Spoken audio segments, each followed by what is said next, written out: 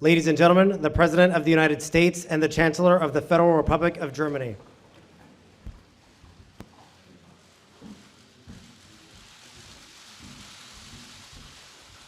Good morning, everybody. Please be seated. As always, it is a great pleasure to welcome my close friend and partner, Chancellor Angela Merkel, back to the White House. Angela, of course, has been here many times, but this visit is a chance for me to congratulate her on two achievements. Well into her third term, Angela is now one of Germany's longest-serving chancellors. Perhaps more importantly, this is my first opportunity to publicly congratulate Angela and Germany on their fourth World Cup title. As we all saw in Rio, Angela is one of her team's biggest fans. Our U.S. team, however, gets better each World Cup, so watch out in 2018. Germany is one of our strongest allies, so whenever we meet, it's an opportunity to coordinate closely on a whole range of issues critical to our shared security and prosperity. As Angela and our German friends prepare to host the G7 this spring, it's also important for us to be able to coordinate on a set of shared goals. And at our working lunch this afternoon, we'll focus on what we can do to keep the economy growing and creating jobs. As strong supporters of the transatlantic trade and investment partnership, we agree that there needs to be meaningful progress this year toward an agreement that boosts our economies with strong protections for consumers and workers and the environment. I look forward to hearing Angela's assessment of how Europe and the IMF can work with the new Greek government to find a way that returns Greece to sustainable growth within the Eurozone, where growth is critical to both the United States and the global economy. And we'll be discussing our work to get all major economies to take ambitious action on climate change, including our initiative to limit public financing for coal-fired power plants overseas, and our global efforts to phase down some of the most dangerous greenhouse gases. Our discussion this morning focused on global security issues. We reaffirmed our commitment to training Afghan security forces and supporting a sovereign, secure, and united Afghanistan. We agree that the international community has to continue enforcing existing sanctions as part of our diplomatic effort to prevent Iran from obtaining a nuclear weapon, even as the P5+1 works closely together to do everything we can to try to achieve a good, verifiable deal. Two issues in particular that dominated our workday this morning, Russia's aggression against Ukraine and the international fight against ISIL. With regard to Russia and the separatists it supports in Ukraine, it's clear that they violated just about every commitment they made in the Minsk agreement. Instead of withdrawing from eastern Ukraine, Russian forces continue to operate there, training separatists and helping to coordinate attacks. Instead of withdrawing its arms, Russia has sent in more tanks and armored personnel carriers and heavy artillery. With Russian support, the separatists have seized more territory and shelled civilian areas, destroyed villages, and driven more Ukrainians from their homes. These are the facts. But Russian aggression has only reinforced the unity of the United States and Germany and our allies and partners around the world. And I want to thank Angela for her strong leadership and partnership as we've met this challenge. Chancellor Merkel and Vice President Biden met with Ukrainian President Poroshenko in Munich over the weekend, and Angela also shared with me the results of her talks in Moscow. We continue to encourage a diplomatic resolution to this issue, and as diplomatic efforts continue this week, we are in absolute agreement that the 21st century cannot stand idle, have us stand idle and simply allow the borders of Europe to be redrawn at the barrel of a gun. So today we've agreed to move forward with our strategy. Along with our NATO allies, we'll keep bolstering our presence in Central and Eastern Europe, part of our unwavering Article 5 obligation to our collective defense. We will continue to work with the IMF and other partners to provide Ukraine with critical financial support as it pursues economic and anti-corruption reforms. We discussed the issue of how best to assist Ukraine as it defends itself, and we agreed that Sanctions on Russia need to remain fully in force until Russia complies fully with its obligations. Even as we continue to work for a diplomatic solution, we are making it clear again today that if Russia continues on its current course, which is ruining the Russian economy and hurting the Russian people, as well as having such a terrible effect on Ukraine, Russia's isolation will only worsen both politically and economically. With regard to ISIL, Germany and the United States remain united in our determination to destroy this barbaric organization. I thanked Angela for her strong support as a member of the international coalition that is working in Iraq.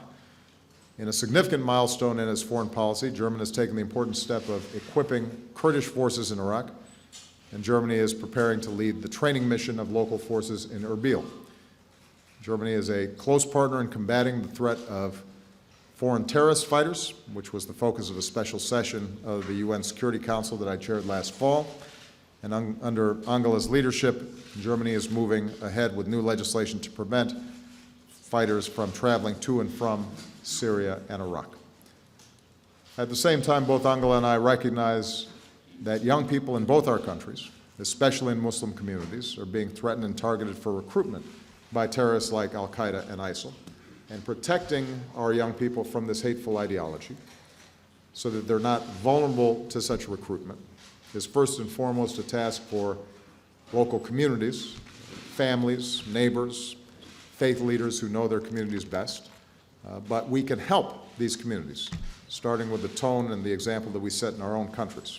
So I want to commend Angela for her leadership speaking out forcefully against xenophobia and prejudice, and on behalf of pluralism and diversity. She's made it clear that all religious communities have a place in Germany, just as they do here in the United States. And we're grateful that our German friends will be joining us at our summit next week on countering violent extremism, because this is a challenge our countries have to meet together. And let me end on a historic note. This year marks the 70th anniversary of the end of the Second World War. It marks the 25th anniversary of the reunification of Germany. So in a time when conflicts around the world sometimes seem intractable, when progress sometimes seems beyond grasp, Germany's story gives us hope.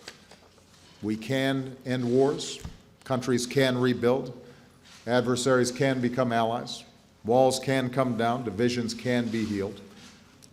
Germany's story and the story of Angela's life remind us that when free people stand united, our interests and our values will ultimately prevail. And as we look to the future, as I prepare to visit Bavaria in June, I'm grateful for my partnership with Angela, as Americans are grateful for their partnership with the people of Germany. Chancellor Merkel. Ja, sehr geehrter Herr Präsident, lieber Barack, ich freue mich. Thank you, President de Barack.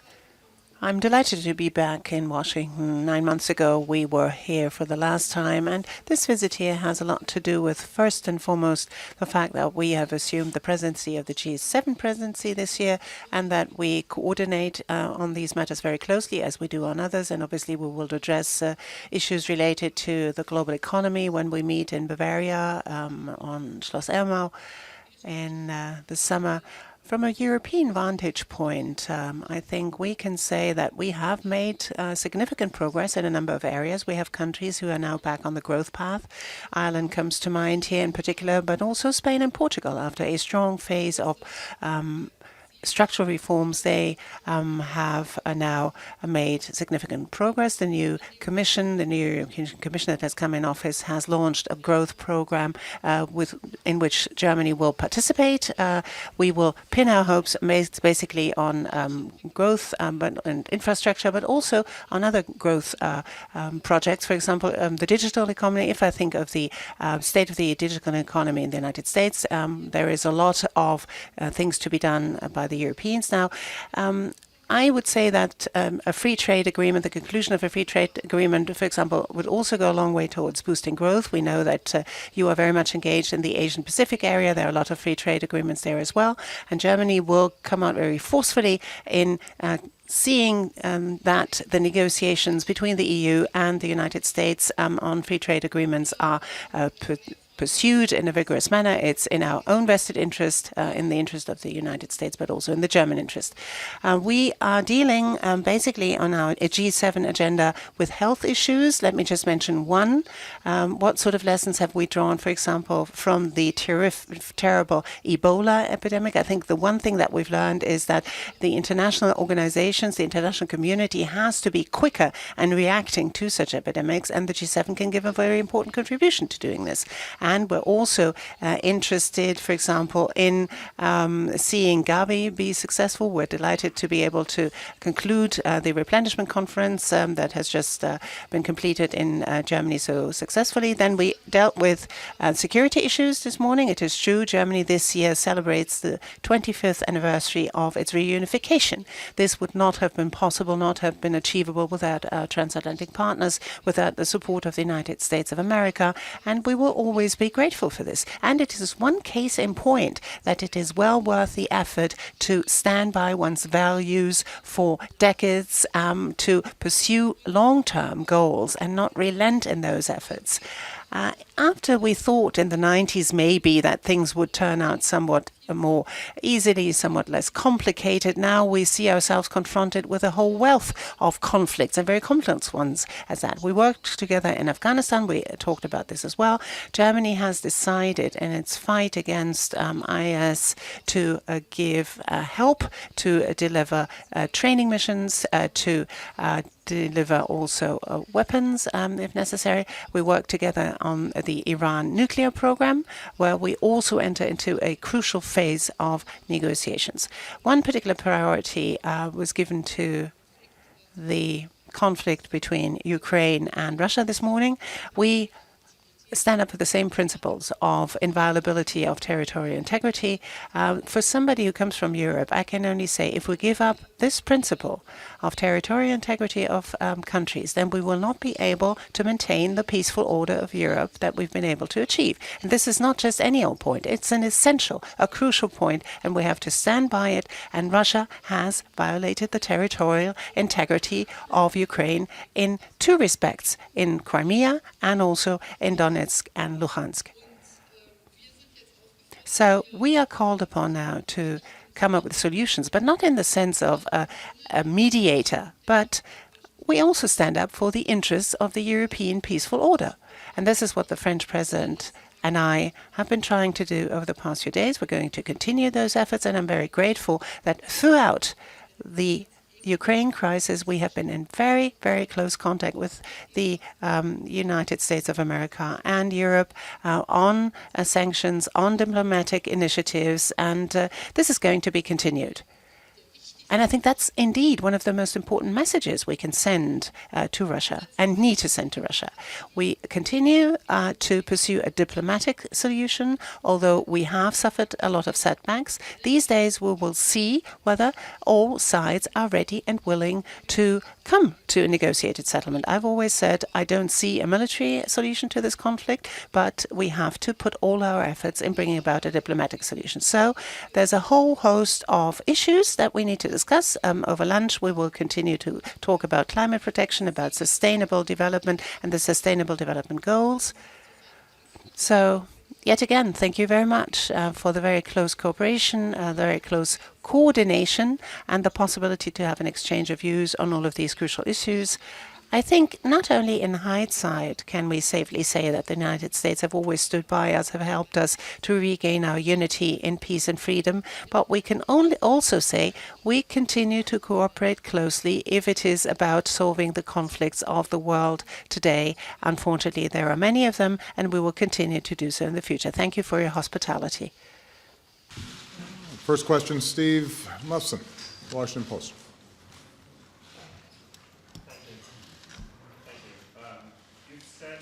Stress that U.S. and Europe need to have cohesion on the issue of sanctions and on dealing with the Ukraine. And yet the administration is discussing sending lethal weapons to Ukraine, which is very different from what the Chancellor said over the weekend. So I was wondering whether this is a good cop, bad cop act, or is this a real reflection of difference of views on the situation on the ground? And more broadly, if there's no agreement this week, what lies ahead? Are we looking at a broader set of sanctions? What makes us think those set of sanctions will change the Russian president's mind any more than the current ones? Well, let me start with a broader point. I think both Angela and I have emphasized that the prospect for a military solution to this problem has always been low. Russia obviously has an extraordinarily powerful military, and given the length of the Russian border with Ukraine, given the history between Russia and Ukraine, expecting that if Russia is determined that Ukraine can fully rebuff a Russian army has always been unlikely. But what we have said is that the international community, working together, can ratchet up the costs for the violation of the core principle of sovereignty and territorial integrity. And that's exactly what we've done. And Russia has paid a significant cost for its actions, first in Crimea and now in eastern Ukraine. It has not yet dissuaded Mr. Putin from following the course that he is on. But it has created a measurable negative impact on the Russian economy, and that will continue. My hope is that through these diplomatic efforts, those costs have become high enough that Mr. Putin's preferred option is for a diplomatic resolution. And I won't prejudge whether or not they'll be successful. If they are successful, it will be in part because of the extraordinary patience and effort of Chancellor Merkel and her team. If they are not, then we will continue to raise those costs. And we will not relent in that. And one of the things I'm very encouraged about is the degree to which we've been able to maintain U.S.-European unity on this issue. Now, it is true that if, in fact, diplomacy fails, what I've asked my team to do is to look at all options. What other means can we put in place to change Mr. Putin's calculus?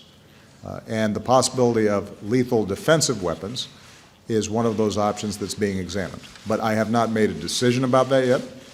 I've consulted with not just Angela, but will be consulting with other allies about this issue.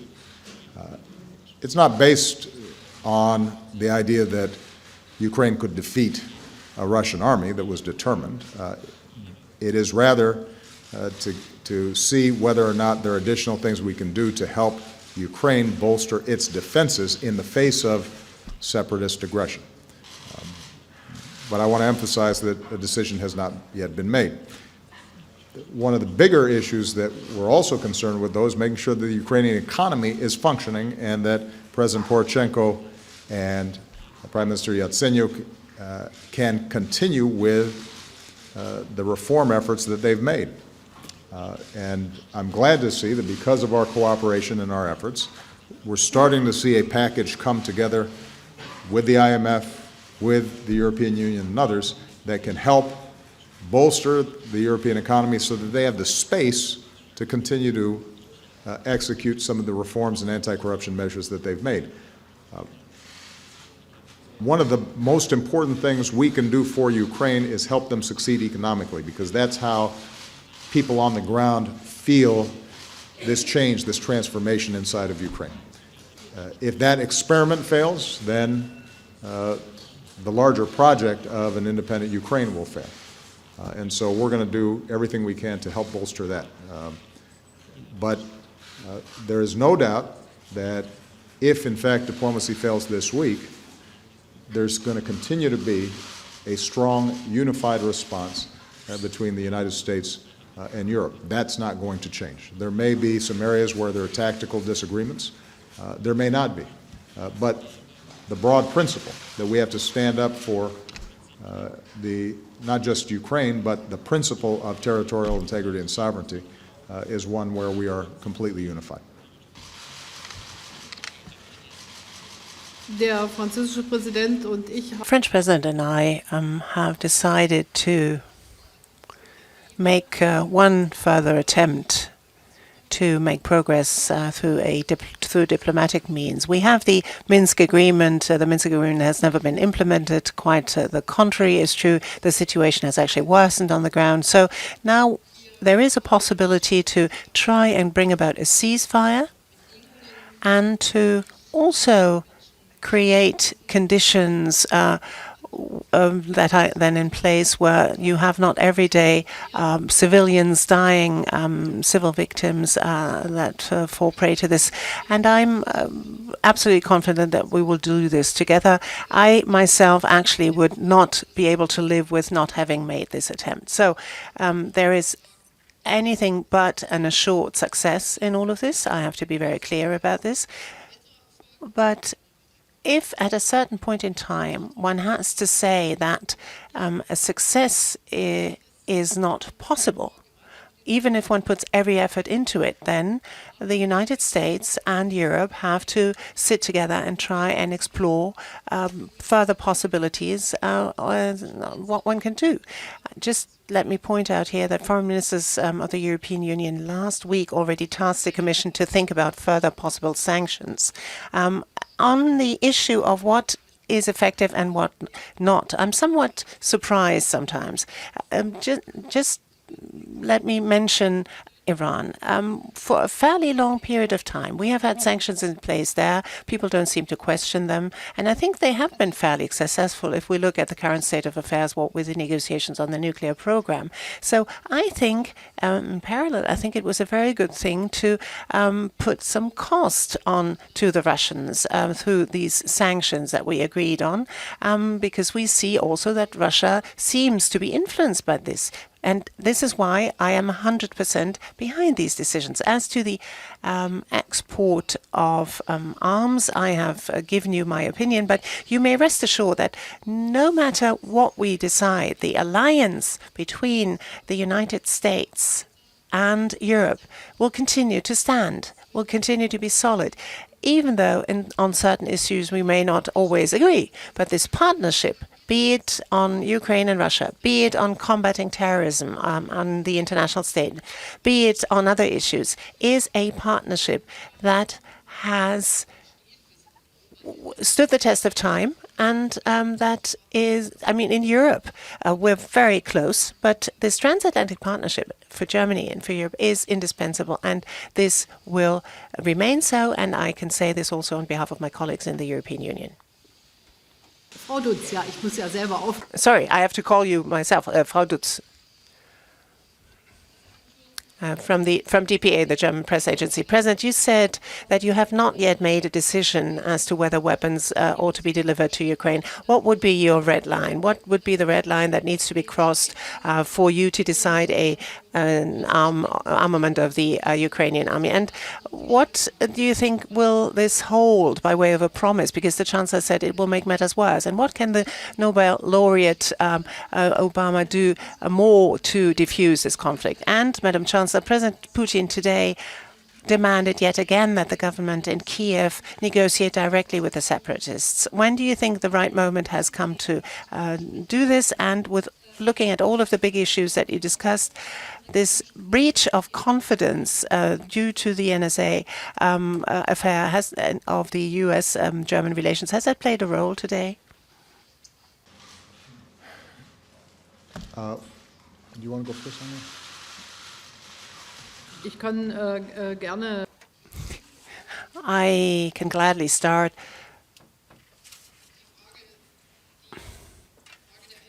The question as to how one assesses the effectiveness of certain measures has been actually dealt with. The President has not yet made a decision. As he said, what's important for me is that we stand very closely together on the question of a new, renewed diplomatic effort. We keep each other informed. We're in close touch, and nobody wishes more for a success than the two of us who stand here side by side. But this would also mean not only having a ceasefire in place, but to also, over and above that, having certain rules in place. And you said the Russian president himself thinks there ought to be direct contracts. Let me just point out to you, these direct contracts already exist through the trilateral contact group with representatives from Donetsk and Luhansk. And the problem over the last few days and the problem of the last meetings actually was rather more than that there was not really that much of an end result if they met at all, or if representatives from Donetsk and Lugansk were there at all. Sometimes they didn't even arrive. And this was, after all, for me, the core of the Minsk agreement, that there are local elections in accordance with the Ukrainian constitution, and that the outcome of that is that you have representatives, authorities that can speak for those regions. And the Ukrainian president has paved the way for this to giving certain specific status to the oblasts of Lugansk and Donetsk. And these elections are an essential point, and that will then enable us to say, well, maybe now there can be contacts even without a trilateral group. And this is, after all, on the agenda of the many talks that we need to make. But I can very well understand the Ukrainian side that on the territory that they consider to be part of their territory, and that anything else would violate their territorial integrity, that they want to actually see that elections take place there. And that has also been stated by the President Putin, that he wishes to see those elections happening there.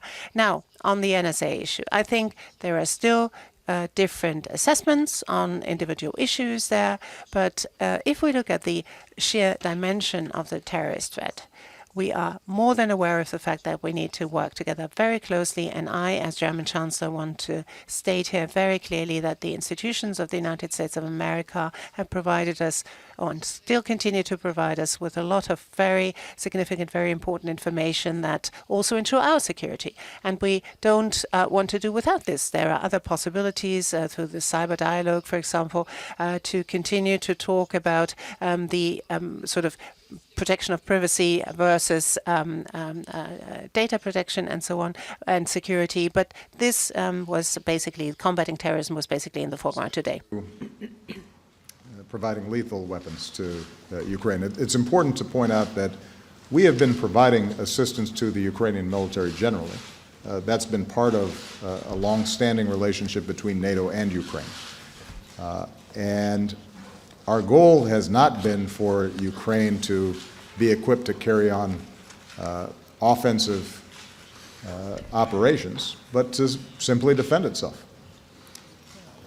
And President Poroshenko has been very clear. He's not interested in escalating violence. He is interested in having his country's boundaries respected by its neighbor. So there's not going to be any specific point at which I say, clearly lethal defensive weapons would be appropriate here. It is our ongoing analysis of what can we do to dissuade Russia from encroaching further and further on Ukrainian territory. Our hope is that that's done through diplomatic means. And I just want to emphasize here once again, for the benefit not just of the American people, but for the German people, we are not looking for Russia to fail. We are not looking for Russia to be surrounded and contained and weakened. Our preference is for a strong, prosperous, vibrant, confident Russia that can be a partner with us on a whole host of global challenges. And that's how I operated throughout my first term in office. Unfortunately, Russia has made a decision that I think is bad for them strategically, bad for Europe, bad for the world. And in the face of this aggression and these bad decisions, we can't simply try to talk them out of it. We have to show them that the world is unified in imposing a cost for this aggression. And that's what we're going to continue to do. With respect to the NSA, I'll just make this point very briefly. There's no doubt that the Snowden revelations damaged impressions of Germans with respect to the U.S. government and our intelligence cooperation. What I have done over the last year and a half is to systematically work through some of these issues to create greater transparency and to restore confidence, not just for Germans, but for our partners around the world. And we've taken some unprecedented measures, for example, to ensure that our intelligence agencies treat non-U.S. citizens in ways that are consistent with due process and their privacy concerns. It's something that I put in a presidential order and has not been ever done not only by our intelligence agencies, but I think by most intelligence agencies around the world. There are going to still be areas where we've got to work through these issues. We have to internally work through some of these issues because they're complicated, they're difficult. If we are trying to track a network that is planning to carry out attacks in New York or Berlin or Paris, and they are communicating primarily in cyberspace, and we have the capacity to stop an attack like that, but that requires us then being able to operate within that cyberspace. How do we make sure that we're able to do that, carry out those functions, while still meeting our core principles of respecting the privacy of all our people? And given Germany's history, I recognize the sensitivities around this issue. What I would ask would be that the German people recognize that the United States has always been on the forefront of trying to promote civil liberties, that we have traditions of due process that we respect, that we have been a consistent partner of yours in the course of the last 70 years and certainly the last 25 years in reinforcing the values that we share.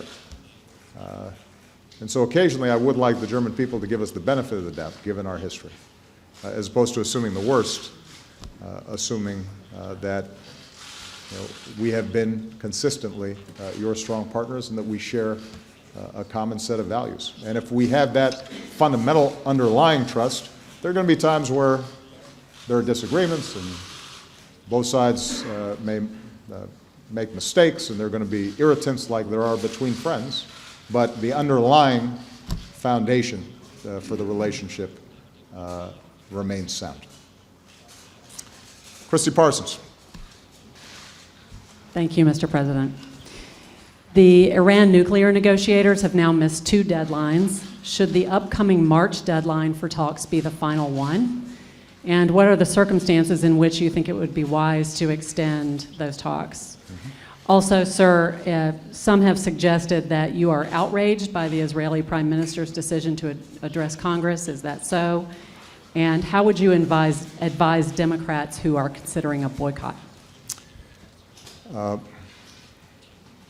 First of all, we understood, I think, from the start when we set up the interim agreement with Iran that it would take some time to work through incredibly complex issues and a huge trust deficit between the United States and Iran, and the world in Iran, when it comes to their nuclear program. So I think there was always the assumption that although the interim agreement lasted a certain period of time, that we would probably need more time to move forward.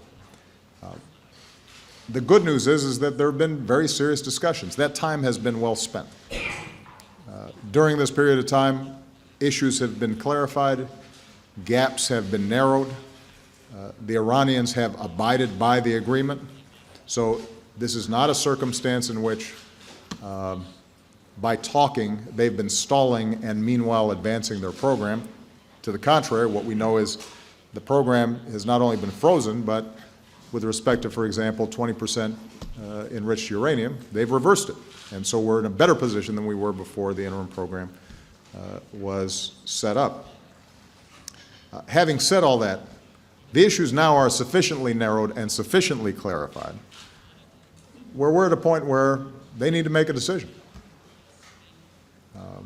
We are presenting to them in a unified fashion the P5+1, supported by a coalition of countries around the world, are presenting to them a deal that allows them to have peaceful nuclear power, but gives us the absolute assurance that is verifiable that they are not pursuing a nuclear weapon. And if, in fact, what they claim is true, which is they have no aspiration to get a nuclear weapon, that, in fact, according to their supreme leader, it would be contrary to their faith to obtain a nuclear weapon. If that is true, there should be the possibility of getting a deal. They should be able to get to yes. But we don't know if that's going to happen. They have their hardliners. They have their politics. And the point, I guess, is, Christy, at this juncture, I don't see a further extension being useful if they have not agreed to the basic formulation and the bottom line that the world requires to have confidence that they're not pursuing a nuclear weapon. Now, if the framework for a deal is done, if people have a clear sense of what is required, and there's some drafting and T's to cross and I's to dot, that's a different issue. But my view, and I've presented this to members of Congress, is that we now know enough that the issues are no longer technical. The issues now are, does Iran have the political will and the desire to get a deal done? And we could not be doing this were it not for the incredible cohesion and unity that's been shown by Germany, by the other members of the P5+1, which I should acknowledge includes Russia. I mean, this is an area where they've actually served a constructive role, and China's served a constructive role, and there has been no cracks in this on the P5+1 side of the table. And I think that's a testament to the degree to which we are acting reasonably in trying to actually solve a problem. With respect to Prime Minister Netanyahu, as I've said before, I talk to him all the time. Our teams constantly coordinate. We have a practice of not meeting with leaders right before their elections, 2 weeks before their elections. As much as I love Angela, if she was 2 weeks away from an election, she probably would not have received an invitation to the White House. And I suspect she wouldn't have asked for one. So, you know,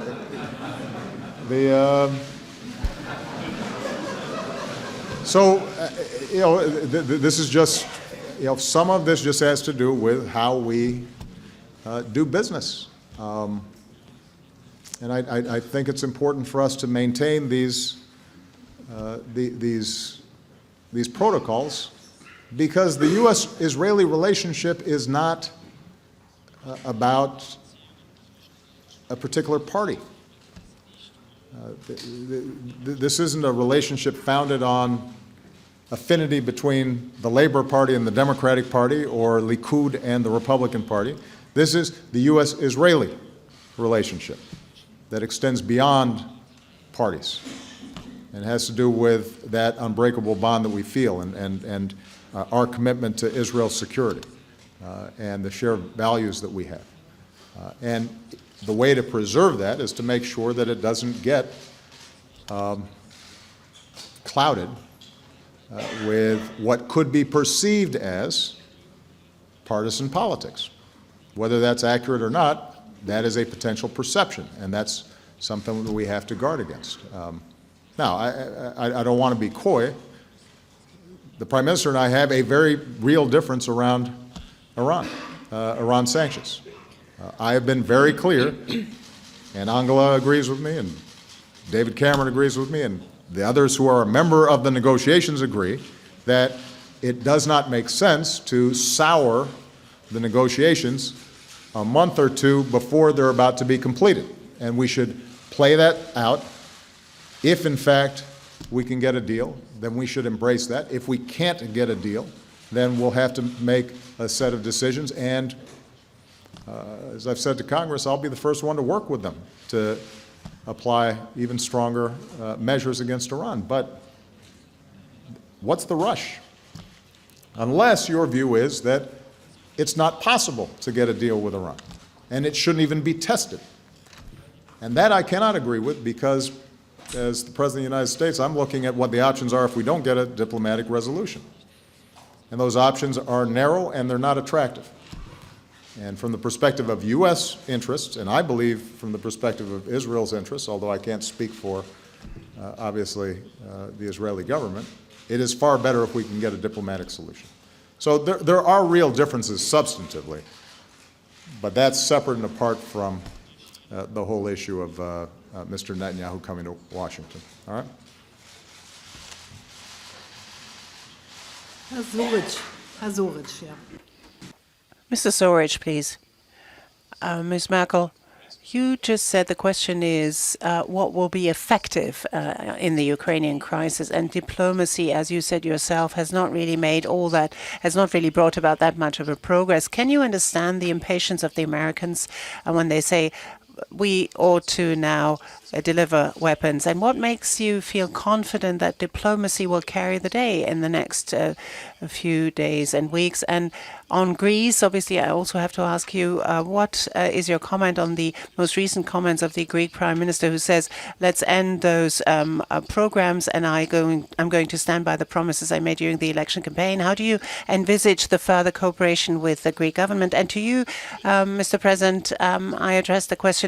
There's quite a lot of pressure by members of your government who say weapons should be delivered to the Ukrainians. Now, you yourself have said you want to ratchet up the cost that Putin has to bear and then make him relent and give in, maybe. And you said all options have to be on the table, so apparently also weapons. So what makes you so sure that these weapons will not only go into the hands of the irregular Ukrainian army, but will then also perhaps get into the hands of separatists, of militias on the Ukrainian side, who are accused by Amnesty International and other NGOs of having violated human rights? Thank you.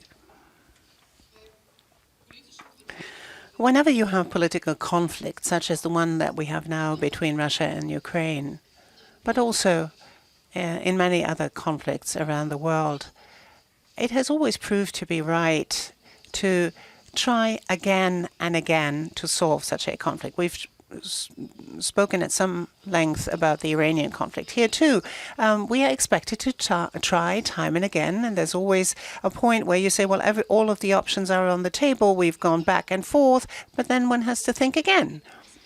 Looking just at the Middle East conflict, for example, how many people have tried to bring about a solution to this conflict, and I've welcomed it every time, and I'm going to participate and support it every time, because I think every time it has been well worth the effort. Now, when you have a situation now where every night you see people dying, you see civilian casualties, you see the dire conditions under which people live, it is incumbent upon us as politicians. We owe it to the people to explore every avenue until somebody gives in. But we've grown up under conditions. I have to point this again.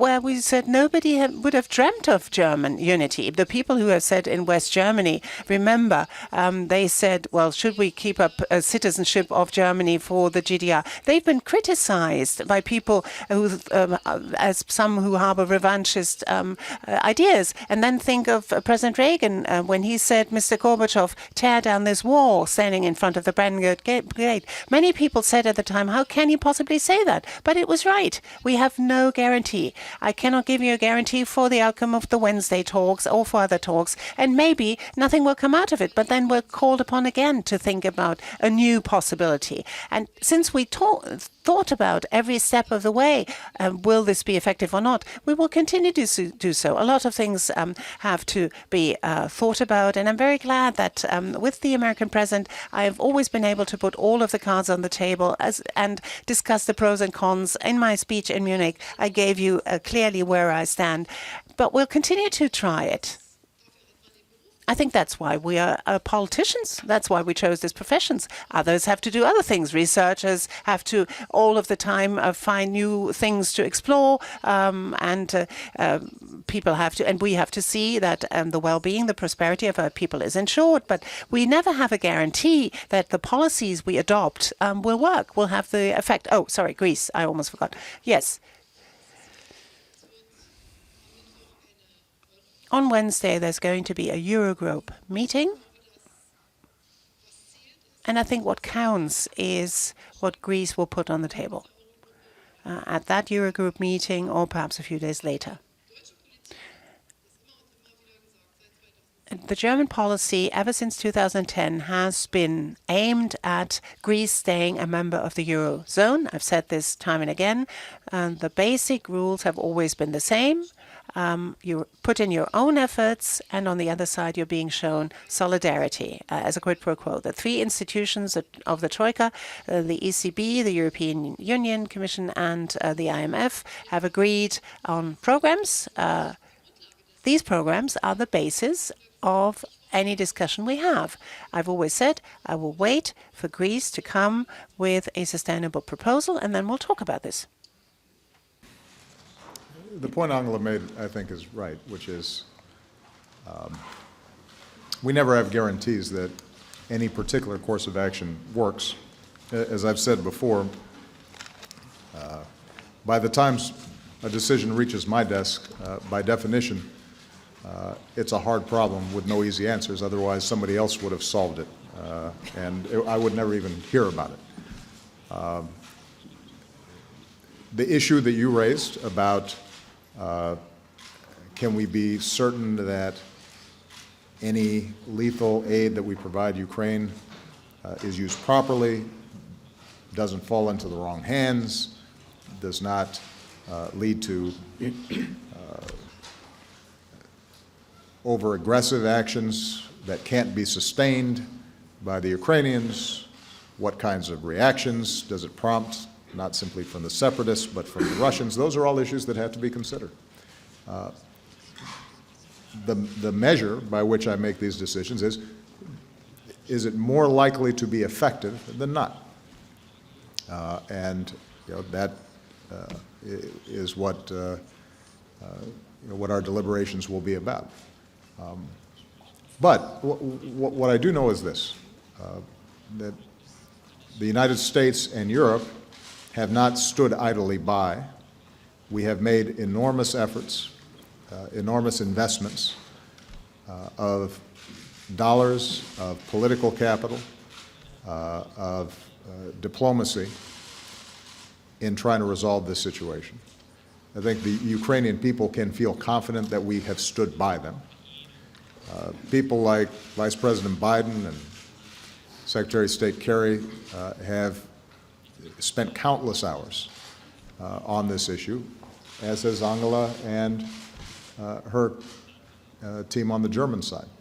And just because we have not yet gotten the outcome that we want doesn't mean that this pressure is not, over time, making a difference. I think it's fair to say that there are those inside of Russia who recognize this has been a disastrous course for the Russian economy. think Mr. Putin is factoring that in. But understandably, until the situation is entirely resolved, we're going to have to keep on trying different things to see if we can get a better outcome. What I do know is that we will not be able to succeed unless we maintain the strong transatlantic solidarity that's been the hallmark of our national security throughout the last 70 years. And I'm confident that I've got a great partner in Angela in maintaining that. All right. Thank you very much, everybody.